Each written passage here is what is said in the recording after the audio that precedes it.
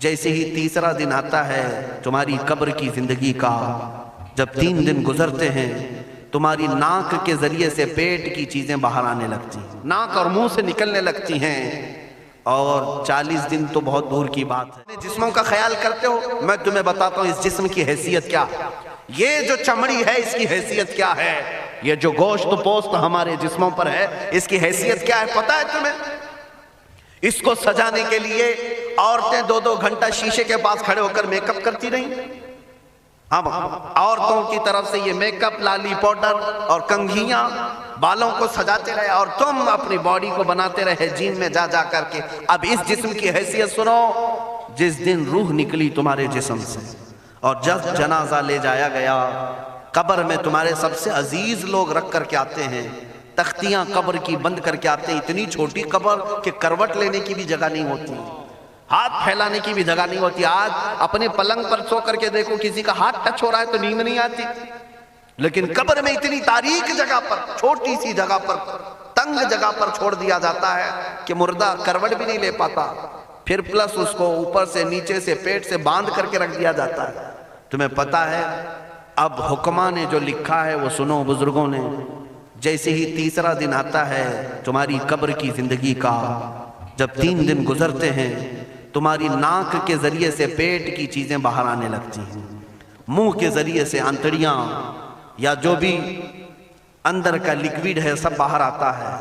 5ویں دن کان کے اندر سے بھیجا نکلنے لگ جاتا ہے، یہ جو بھیجا سر کے اندر ہے وہ ختم ہو کر کے سڑ کر کے پیپ کی شکل میں کانوں سے باہر آنے لگ جاتا ہے، ناک اور منہ سے پیٹ کی چیزیں، کلیجہ خون بن جاتا ہے، دیگر چیزیں سب کان اور ناک اور منہ سے نکلنے لگتی ہیں، اور 40 دن تو بہت دور کی بات ہے، 8ویں دن اس کا پیٹ پھٹ جاتا ہے، پیٹ پھولتے پھولتے پھٹ جاتا ہے، اور جیسی پیٹ پھٹتا ہے قبر میں کیڑے پیدا کیے جاتے ہیں۔ تم 1000 کوشش کر لو لیکن وہ کیڑے اسی کے لیے پیدا ہی کیے جاتے ہیں، ان کی غذا ہے، وہ ناک سے نکلا ہوا گودا، منہ سے نکلا ہوا گودا کھانے کے لیے کیڑے جمع ہو جاتے ہیں، پورے جسم پر طاری ہو جاتے ہیں۔ پیٹ جب پھٹ جاتا ہے تو اتنی شدید تعفن والی بو آتی ہے کہ قبریں بند ہوتی ہیں، ورنہ کئی لوگ صرف بو سے بیمار ہو جاتے ہیں، کئی لوگ۔ اور یہی ہمارے جسم کی حیثیت ہے، یہی ہمارے جسم کی حقیقت ہے۔ اور چند دن گزر جاتے ہیں کہ اس کی آنکھوں کی پتلیاں لٹک کر کے باہر نکلتی ہیں، اس کی آنکھوں کی پتلیاں باہر آ جاتی ہیں اور گڑے پڑ جاتے ہیں۔ اب جو جسم کے اوپر موجود گوشت ہے اس کو چونٹیاں، مکوڑے اور کیڑے کھانے لگ جاتے ہیں، کھاتے کھاتے 2-3 مہینے کے اندر اس کو صرف اور صرف ڈھانچے کی شکل چھوڑ دی جاتی ہے، ہڈیاں باقی رکھی جاتی ہیں۔ جن بالوں میں تم کنگھیاں کرتے ہیں ان بالوں کی جڑوں میں پیپ پیدا کیا جاتا ہے، ہر بال کی جڑ پیپ بہاتی ہے۔ اور جن چہروں پر تم پاؤڈر لالی لگا کر کے اس کو سجایا کرتے آئینے میں کھڑے ہو کر، ان چہروں پر اللہ تبارک و تعالیٰ ایسی جھریاں پیدا کرتا ہے۔ یہ تو عام لوگوں کی بات، اور اگر گنہگار ہیں تو ان کے چہروں پر بچھو چھوڑ دیے جاتے ہیں، بچھو چھوڑ دیے جاتے ہیں۔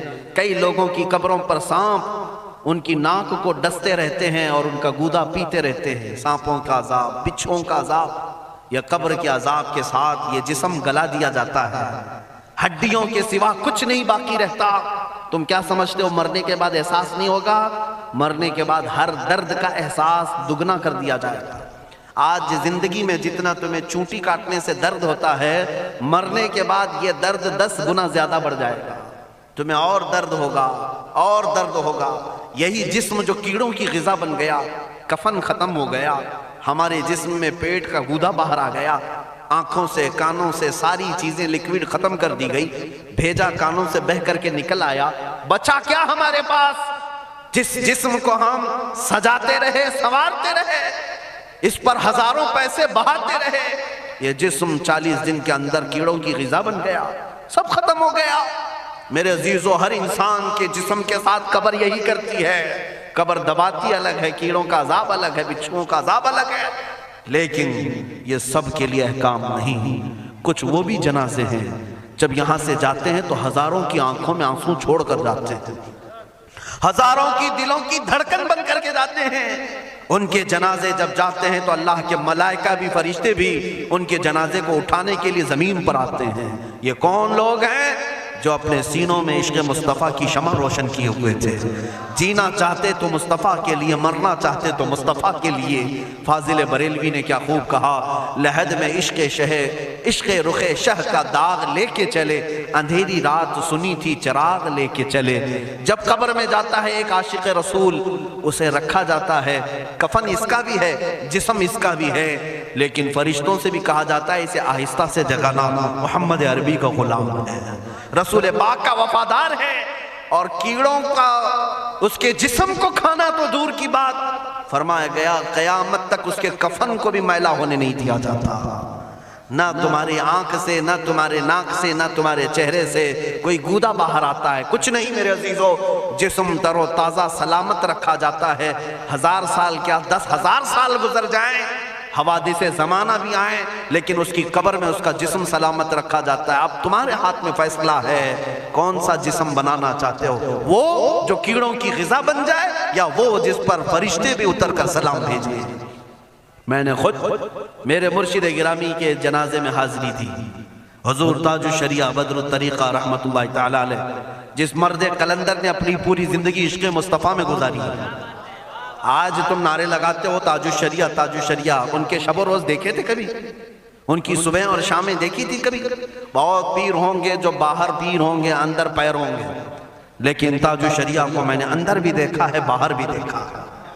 آنکھیں بند بھی ہوتی، آنکھوں سے اگر کوئی چیز نظر بھی نہیں آ رہی ہوتی، تب بھی اتنا خیال ہوتا کہ کہیں سطر تو نہ کھل گیا ہو، کہیں پائجامہ اوپر تو نہیں ہو گیا ہو. سونے کے حالت کی بات کر رہا ہوں، کوئی نہ ہو تب بھی یہ خیال باقی رہتا. کون سا ایسا دن گزرتا جب وہ دلائل الخیرات نہیں پڑھ رہے ہوتے، قصیدہ بردہ شریف نہ پڑھ رہے ہوتے، ہزاروں سفر کی مصروفیات کے باوجود حضور پاک کی محبت کے نغمات میں کوئی کمی نہیں آئی. لیکن میں آج آپ کو ایک بات بتا دوں، جب انتقال ہوا وہ جمعہ کی شام تھی، اور ہمارے مردوں کو 6 گھنٹے 10 گھنٹے میں ہم کو قبرستان سپرد کرنا پڑتا. 12 گھنٹے رکھ دیں تب بھی فریج منگوانا پڑ جاتا ہے، اس کے بعد قبرستان کے حوالے کر دیں. میرے مرشد گرامی کے انتقال کے بعد 48 گھنٹے رکھے گئے تھے، 48 گھنٹے رکھے گئے، اور اس کے بعد جنازہ پاک کو غسل دے کر لایا گیا. یہ فقیر قادری جنازے کی گاڑی میں شریک رہا، حضرت کے قدم پکڑ کر کے میں قبر تک رہا. میں آپ کو صرف اس لیے یہ بات عرض کر رہا ہوں کہ جب گاڑی جنازے کی چلتی تھی، میں نے زندگی میں بھی حضرت کے ہاتھ پکڑ کر کے ادھر ادھر چلائے.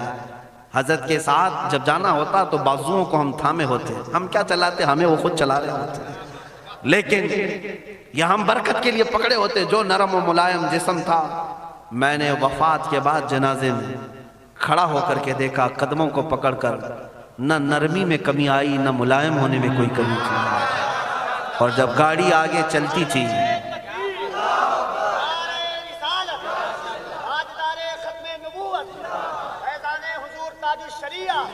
جب آپ گاڑی جنازہ جس پر رکھا ہوا تھا چلتی تھی، تو میرے عزیزو زندگی میں جس طرح جسم نرم ملائم تھا، میں نے دیکھا کہ گاڑی جب اس کے دھڑکے ہوتے تھے ادھر ادھر، تو پیٹ مبارک اور سینے مبارک ویسے ہی ہلتا تھا جیسے کسی زندے کا ہلتا.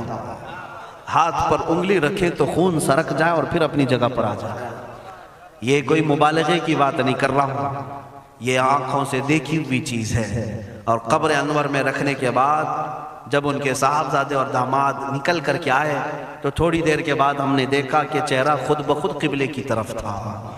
ہم اپنے مردوں کو رکھواتے ہیں، لیکن اس عاشق رسول نے اپنا چہرہ پہلے سے قبلے کی طرف کر لیا.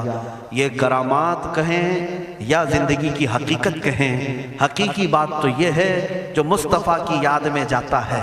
اس نے کیا ہی خوب کہا شاعر کہ میرے جنازے پہ رونے والوں فریب میں ہو بغور دیکھو، میرے جنازے پہ رونے والوں فریب میں ہو بغور دیکھو، مرا نہیں ہوں غم نبی میں لباس ہستی بدل گیا.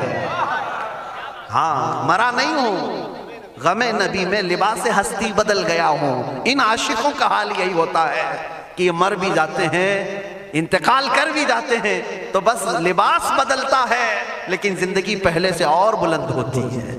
عزیزان گرامی تمہیں اسی بات پر میں لانا چاہتا ہوں، کون سی زندگی گزارنا چاہو گے؟ کون سی زندگی؟ یا عیاشوں کی، یا نچنیوں کی، یا مجرا کرنے والوں کی، ان ظالموں کی جو جہنم کی طرف تمہیں لے جانے کے لیے تیار بیٹھے ہیں؟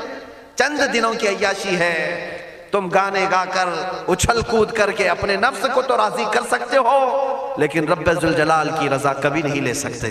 آج تم دنیا میں فلموں کی زندگی جی کر کے تھوڑی دیر کی خوشی تو حاصل کر سکتے ہو، لیکن قبر کی راحت کبھی نہیں لا سکتے، قبر کا سکون کبھی نہیں لا سکتے۔ قبر میں اگر سکون چاہیے تو صرف ہمارے سینوں کو ادھر حوالے کرنا ہوگا، مصطفیٰ کریم کے حوالے کرو۔ اب اپنی زندگی کو بدلنے کا وقت آ گیا۔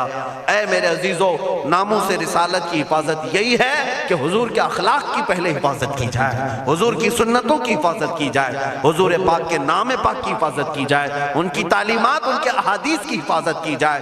جس طرح صحابہ کرام نے اپنی جانیں قربان کر کے حضور کی عزت کی حفاظت کی ہے، آج وقت آیا ہے ان ظالموں کی طرف نہ دیکھنا، یہ بھونک بھونک کر کے تمہیں جگا رہے ہیں، بیدار کر رہے ہیں۔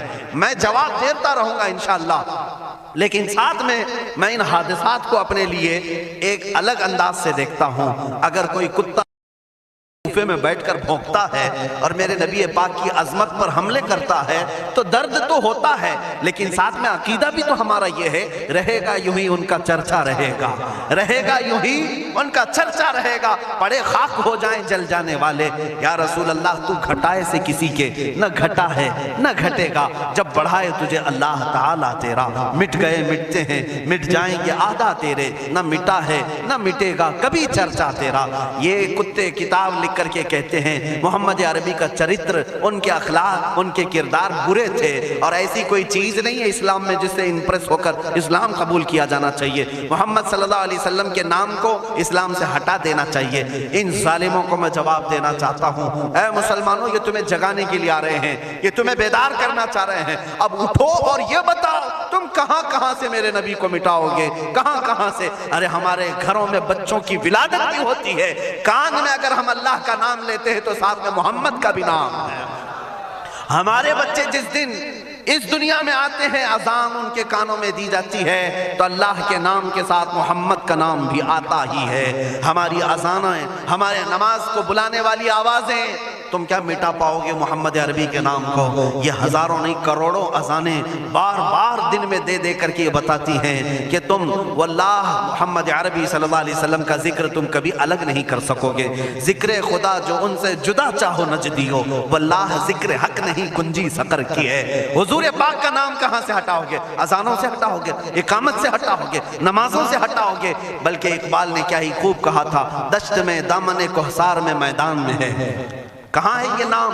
دشت میں دامن کوہسار میں میدان میں محمد ہے، بحر میں موج کی آغوش میں طوفان میں محمد ہے، چین کے شہر مراکش کے بیابان میں محمد ہے، اور پوشیدہ ہر مسلمان کے ایمان میں محمد ہے۔ میں نے یہ تبدیل کر کے اسی لیے پڑھا ہے کہ ہر جگہ محمد ہے۔ رسول پاک صلی اللہ علیہ وسلم کو تم کہاں سے ہٹاؤ گے؟ ہمارے کروڑوں کی زندگیاں اس نام پاک پر قربان، اس نام پاک پر قربان۔ ان ظالموں کو یہ بات بتا دینا، اس نام پاک پر اللہ نے نقطہ تک نہیں رکھا ہے۔ محمد عربی صلی اللہ علیہ وسلم کے نام پاک پر نقطہ تک نہیں، عیب تو بہت دور کی بات ہے۔ اور مٹانے کی بات کرتے ہو، مٹانے کے لیے تم اس کا ایک لفظ تک نہیں مٹا پاؤ گے۔ محمد عربی اس عظیم ہستی کا نام ہے جس کی جڑیں تحت الثری میں ہیں، جس کی شاخیں اوج ثریا پر ہیں۔ حضور پاک صلی اللہ علیہ وسلم کو اللہ نے رفعنا لک ذکرک کہہ کر کے بلند فرما دیا ہے۔ کسی کے گھٹانے سے حضور کا نام کبھی نہیں گھٹے گا۔